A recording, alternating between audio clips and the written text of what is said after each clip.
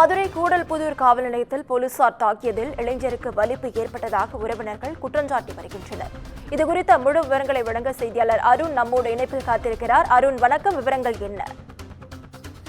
நவீனா, மதுரை கூடல்புதூர் காவல் நிலையத்தில் காவல்துறையினரின் அடி தாங்க முடியாமல் 22 வயது வாலிபர் நேற்று இரவு காக்கா வலிப்பு ஏற்பட்டு உயிருக்கு ஆபத்தான நிலையில் மதுரை அரசு ராஜாஜி மருத்துவமனையில் சிகிச்சைக்காக அனுமதிக்கப்பட்டிருக்கிறார். தற்போது இந்த சம்பவம் பெரும் பரபரப்பை ஏற்படுத்தியிருக்கிறது.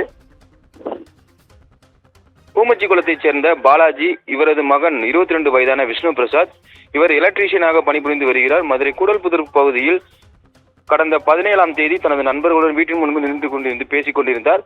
அப்போது ரோந்து பணியில் வந்த கூடல்புதூர் போலீசார் கடந்த 17ஆம் தேதி மாலை அவருடைய இருசக்கர வாகனத்துடன் சந்தேகத்தின் அடிப்படையில் காவல் நிலையத்துக்கு அழைத்துச் சென்று விசாரணை மேற்கொண்டு வந்தனர்.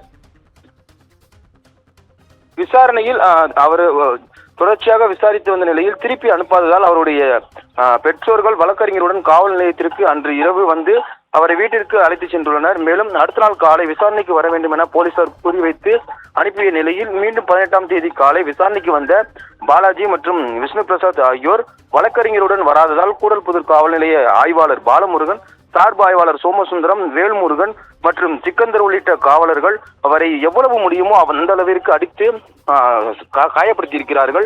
மேலும் தொடர்ச்சியாக நவம்பர் 18, 19, 20 ஆகிய 3 நாட்களாக தொடர்ச்சியாக விசாரணை என்ற பெயரில் காலை வர சொல்லி மாலை வரை தர்ம அடி கொடுத்து மீண்டும் வீட்டிற்கு அனுப்பி வைத்துள்ளார்கள்.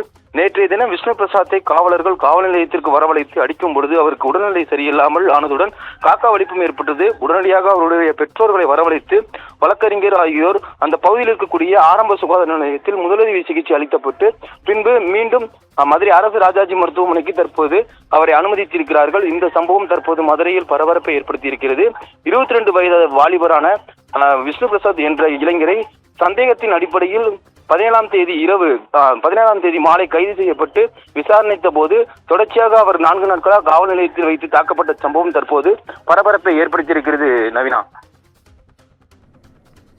விவரங்களுக்கு நன்றி அருண்.